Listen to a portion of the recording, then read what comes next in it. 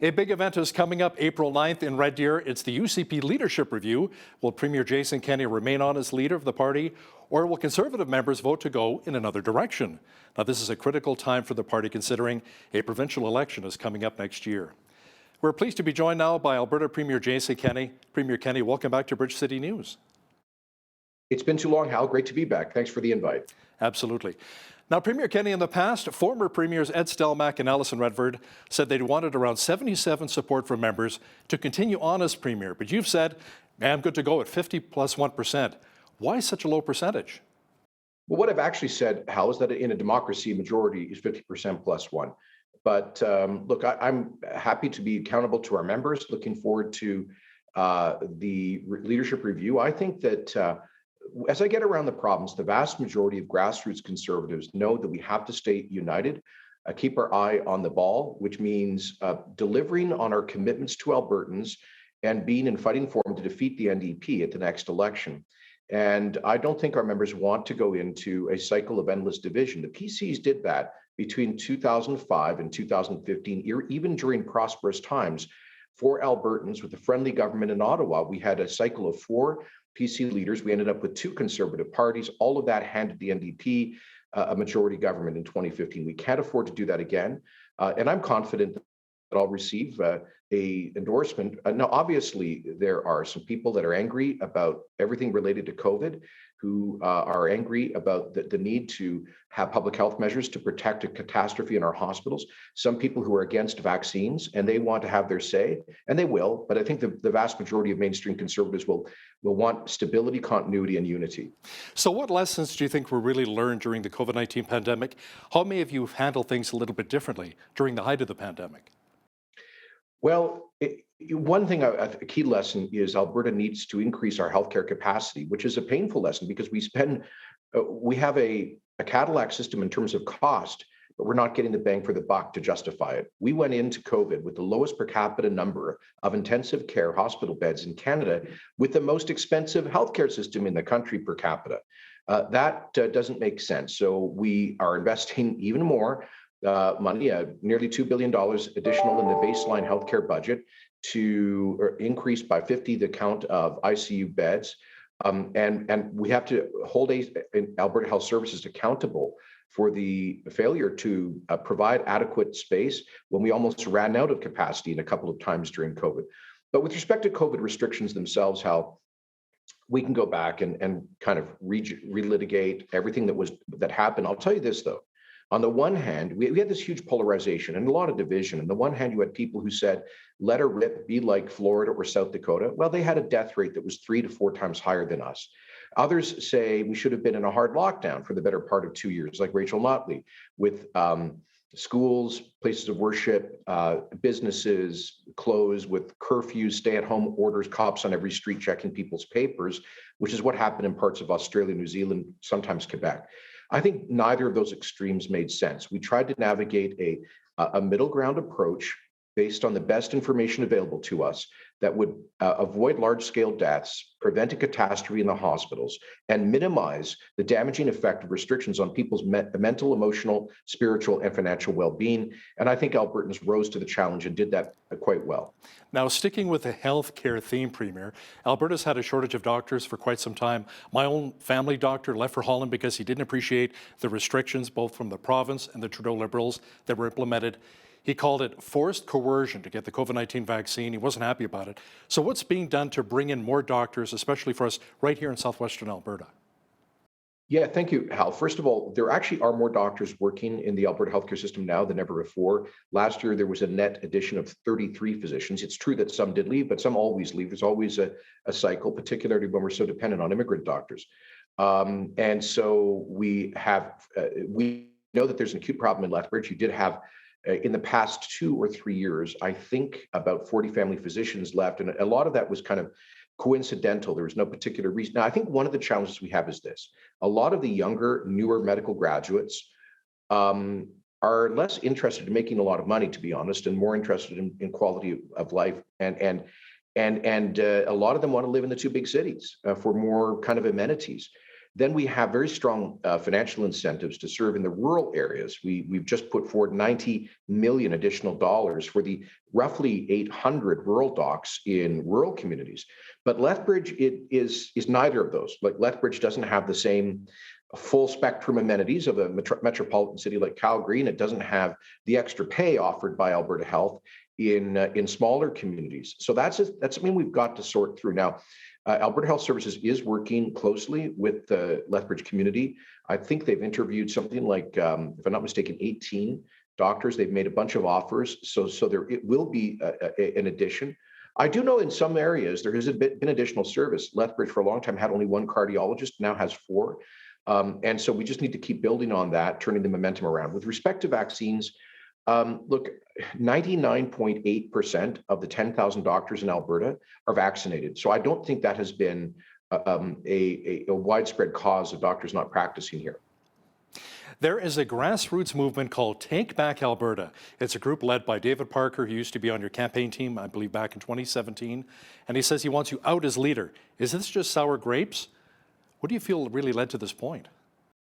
Yeah, I think that there's a couple of things, Hal. First of all, even at the height of his popularity, Ralph Klein would have 20% of the members voting to review him have a leadership election. So at any time, any leader is going to have some people in a political party who are disenchanted because of whatever. They didn't get the appointment, the job they wanted, or the funding, or there's always some of that. It's a natural part of a party, of a democracy. But what's different now is frankly COVID, and I think there are some people who were on the letter rip side of the debate who were very angry about any public health measures. I understand their frustration. I'm a freedom-loving Alberta conservative. It was painful for me as a leader to conclude at various times that we had to bring in certain measures to prevent a total catastrophe in our healthcare system. But Hal, my job is not to pander to one faction of my political party. When you're elected to a position like mine, you have an overarching and very serious responsibility to govern for the common good. And I'm the kind of conservative who believes that radical personal autonomy is not the only political value. I'm a pro-life Christian, and I believe that the sanctity of human life, for me at least, is a central value. That caring for the poor and the vulnerable is an essential Christian and I think Alberta value. And also, as a government that has responsibility for the healthcare system, we could not responsibly allow ourselves to be in a situation where we would be pulling life support on people in intensive care, denying care to others, canceling almost all surgeries, and medevacing critical care patients to Toronto. We were within about 10 days of having to do all of that in September. So Hal, I guess I would say this. There are some people who are frustrated about all of that. I get it. There's also people, and I'll be blunt with you about this. There are people who are, in Alberta, we've always had a hard right on the margins. And even in Ralph Klein and Peter Lougheed's day, they would have one or two marginal right parties that would get 5 to 10% of the vote. The people who are perennially angry, and they have a lot of reasons to be angry over COVID. And some of those are people that we would not let run for us. I screened out about 35 applicants to be Conservative candidates in the last election because of extremism. One of the guys running around at those meetings to which you referred, Mr. Beasley from Brooks, wrote on Facebook that Islam is a death cult and that the Mongols should have snuffed out the Muslims when they had the chance. We have people with views like that who do not fit into, I'll be blunt with you, Hal, they do not fit into a mainstream Conservative party. And some of them are trying to use this leadership review to destabilize this mainstream party. But I'm not going to give in to that because if this becomes some kind of marginal, hard right party that tolerates intolerance of and hateful views of that nature, then then it does not reflect Alberta views. It certainly doesn't reflect my values, and it would be completely unelectable. So yeah, I am going to defend this as a big tent mainstream party, and I will defend the necessity to have brought in COVID measures to prevent a total humanitarian catastrophe in our hospitals. Now, Brian Jean, who recently won the by-election of Fort McMurray-Lac-La-Biche, is back in the fold, and he says he's really gunning for your job. Let me ask you something, Premier Kenney. How soon until you punt Brian Jean out of caucus? Well, the way our caucus governs caucus conduct, and I think that we acknowledge that between now and the decision of the members in the leadership review vote, there's going to be some um, different views expressed about leadership and about the future of the party. And I hope people recognize just how accepting I have been of different views within our caucus and within our party. We've been, I'm in fact, the single greatest criticism I get from our members is that I've been too tolerant of that we need to get our act together, be disciplined, united, and focused, and not allow for constant internal divisions and distractions. Now, having said that, we have this leadership review process, but once the members make the decision, I will accept it. If the members say they want to move on and choose a new leader, I will accept that immediately and enthusiastically. And I certainly expect that Mr. Jean and others who want a change of leadership would do the same if there's an endorsement of my leadership. So we'll let the members decide. And then beyond that, I will take an endorsement from the membership as my marching orders to ensure that we get our act together, that we stay united, that we're disciplined, and that we get ready for the next election and stop the sideshows internally. And I think our caucus is of one mind on that. You know, I'm glad you brought up the united front. Many would argue that the UCP is somewhat fractured right now. Premier Kenney, what will it really take to unite the United Conservative Party once again, leading up to next year's provincial election? Well, I think the leadership review is a critical moment, obviously, where we either decide to stay united or to descend into a deep division that I don't think we'd ever get out of. If we were to go into a leadership election right now, with all of the passion and anger over COVID stuff, we would sink ourselves into a endless divisive debate about a pandemic, the worst of which we hope and believe is behind us. I think that would be incredibly devastating. You know how there is a small number of Albertans who don't believe COVID was real, who believe that there's some kind of conspiracy around the vaccines. These are not the, look, 90% of Albertans are fully vaccinated, 90% of mainstream Albertans. If we turn this party into some kind of a debate over the safety or efficacy of vaccines, 90% of Alberta adults are going to say, who are you folks? Like, what are you smoking? We can't go into that kind of, as I say, kind of marginal, hard right politics, which is radically outside the mainstream of Alberta conservative values and perspectives. And I fear very much that that's where we could end up if we go into a leadership review at this sensitive time, or rather a leadership election at this sensitive time. So that's why my appeal is, look, I've been imperfect as a leader, and I ask people to compare me not to the almighty, but to the alternative. I ask people to look at our record. We got through 3 crises while implementing nearly 90% of our platform commitment, and now leading the country in economic growth, incredible diversification, a balanced budget, a stronger Alberta, standing up for parental responsibility in education, the School Choice Act, the Turn Off the Taps legislation, repealing the carbon tax, suing Trudeau on his No More Pipelines law, holding the referendum on equalization, bringing in direct democracy like recall and initiative. We're getting the job done. Let's not turn ourselves into the 10 years of division Conservatives went through before the election of the NDP. So if you don't survive the leadership review, would you possibly resign and look into getting back into federal politics, perhaps pursue the leadership of the Conservative Party of Canada? No, absolutely not. Look, I'm confident about the desire of our members to maintain unity and stability moving forward into this incredible Alberta economic recovery. No, I did my service in Ottawa. I have no desire to go back to that. And I wish all of the folks putting themselves forward as federal Conservative candidates all the best. We need them and that party united as well, given the new Liberal NDP federal coalition. Have you officially thrown your support behind any of the CPC candidates yet? No, obviously I've got my own fish to fry here, Hal, and I don't want to be distracted. I know a number of the folks there are good friends of mine. You know, Pierre Poilievre worked on my campaigns in Calgary when he was a young fellow. He worked in my office in Ottawa. I should say, Leslyn Lewis, I think I sold her Conservative membership and encouraged her to run for the federal Conservatives in 2015. And there's other good people coming in. So I wish them all well. Now, Premier Kenney, you talked about Christianity earlier in our interview. Edmonton Pastor James Coates, Calgary Pastor Tim Stevens, and Calgary street preacher who's done a lot of good work for the homeless, in Calgary, Arthur Pulowski, all spent time behind bars, were arrested. Premier Kenney, why would the province have Christian pastors arrested, even thrown in jail? Did you not think this would upset your base? Well, law enforcement decisions are not made by politicians in our system, of course, Hal. We have a system of the rule of law. And let me just say this, Alberta was the only province in Canada that did not prohibit congregational worship through public health policy throughout the 2 years of COVID.